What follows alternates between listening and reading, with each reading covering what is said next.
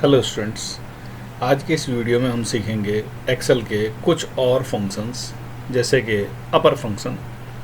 अपर function दिए गए text को अपर केस यानी कि कैपिटल लेटर्स में बदल देता है।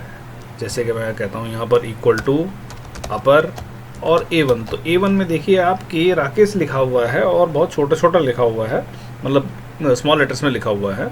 अगर मैं उसको एंटर मारता हूँ तो ये अपर केस उसको कैपिटल में कन्वर्ट कर देता है।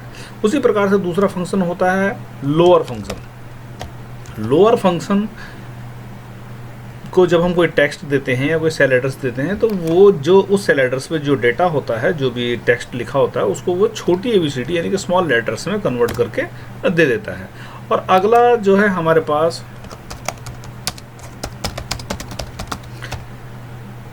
Proper function. Proper function data को प्रॉपरली लिखता है। डेटा को प्रॉपरली लिखने का मतलब है कि वो हर वर्ड का पहला अक्षर बड़ा कर देता है। जैसे कि ये राकेश है तो इसमें तो एक ही वर्ड है, तरुण में भी एक ही वर्ड है, लेकिन सुनील कुमार शर्मा में हमारे पास 3 वर्ड हैं। 3 वर्ड अलग अलग हैं। सुनील एक वर्ड है, कुमार दूसरा वर्ड है और शर्मा तीसरा वर्ड है। तो प्रॉपर फंक्शन क्या करता है कि इनमें हर एक का पहला अक्षर को बड़ा कर देता है। जैसे मैं यहाँ पर कहता हूँ प्रॉपर A5, तो ये हमको क्या देगा, सुनील का S बड़ा, कुमार का K बड़ा और शर्मा का S बड़ा। तो ये तीनों हमने फंक्शन सीखे, अपर फंक्शन, लोअर फंक्शन और प्रॉपर फंक्शन। आइए अब थोड़ा अगली सीट पर जाते हैं, ज़रा कुछ और जानने की कोशिश करते हैं। यहाँ पर हमारे पास कुछ नाम लिखे हुए हैं और इन नाम को मैं थोड़ा अच्छी तरह से लिखना चाहता हूँ। तो मैं इनको अच्छी तरह से लिखने के लिए अभी जैसे मैंने एक फंक्शन सीखा था प्रॉपर फंक्शन, तो उसका प्रयोग करता हूँ इक्वल टू प्रॉपर ब्रैकेट में, और मैं यहाँ से इसको सेलेक्ट किया और एंटर। तो सुनील सिंह, सुनील का S बड़ा हो गया और सिंह का भी S बड़ा हो गया और मैं इस सेल को ड्रैग कर दिया मैंने। तो मैं पाता हूँ कि मेरे नाम सभी अच्छी जो नाम थे वो सभी अच्छी तरह से लिखे जा चुके हैं। सभी का कैपिटल पहला, हर वर्ड का पहला अक्षर बड़ा लिखा जा चुका है। तो अब मुझे इस डेटा की आवश्यकता नहीं है, तो मैं इस डेटा को हटा देता हूँ। लेकिन आप देखिए कि क्या मैं इस डेटा को हटा सकता हूँ।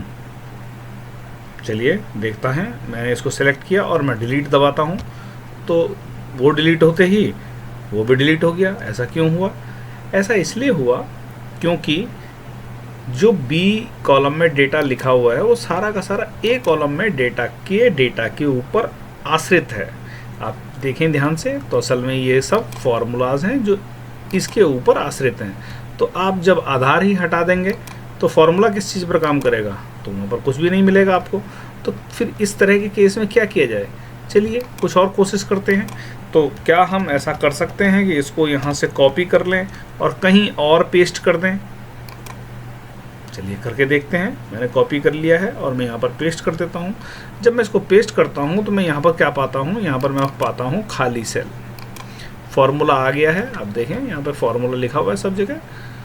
मैं उस सेल की तरफ जाता हूँ। ये देखिए यहाँ पर फॉर्मूले हैं, लेकिन हमारे पास कोई वैल्यू नहीं आ पाई है। अब इस तरह की सिचुएशन में हमें क्या करना चाहिए? क्या करें जब हमें कुछ कॉपी करना हो और हम उसको कॉपी ही नहीं कर पा रहे हैं?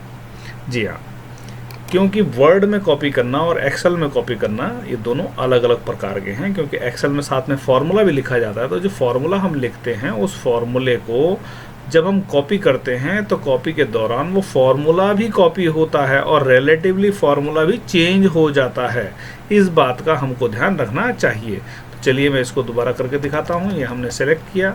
अब इसको मैं कॉपी करता हूँ। मैंने इसके ऊपर राइट क्लिक किया, मैंने इसको कॉपी किया। अब मैं इसको यहाँ पर पेस्ट करता हूँ। फिलहाल के लिए यहाँ पर पेस्ट करता हूँ। राइट क्लिक किया मैंने। अब मैं पेस्ट ना करके पेस्ट स्पेशल पर क्लिक करता हूँ। पेस्ट ना करके पेस्ट स्पेशल पर क्लिक करता हूँ। और जब मैं पेस्ट स्पेशल पर क्लिक करता हूँ तो मैं कंप्यूटर को कहता हूँ, एक्सेल को कहता हूँ कि I don't want formula, I need only values. मुझे फार्मूला नहीं चाहिए, मुझे सिर्फ वैल्यूज़ चाहिए। जो उत्तर आ रहा है वो चाहिए। मैं वैल्यूज़ पर क्लिक करता हूँ और ओके करता हूँ, तो मुझे यहाँ पर ये सभी वैल्यूज़ मिल जाती हैं। अब मैं इनको हटाता हूँ तो मुझे पता है कि जो मेरे ये आश्रित वैल्यूज़ हैं ये भी हट जाएंगी। अगर मैंने इनको हटाया तो ये भी हट जाएंगी, कोई बात नहीं। लेकिन मेरे पास ये वैल्यूज़ तो हैं, तो इसलिए मैं यहाँ से अब फार्मूला को भी हटा सकता हूँ।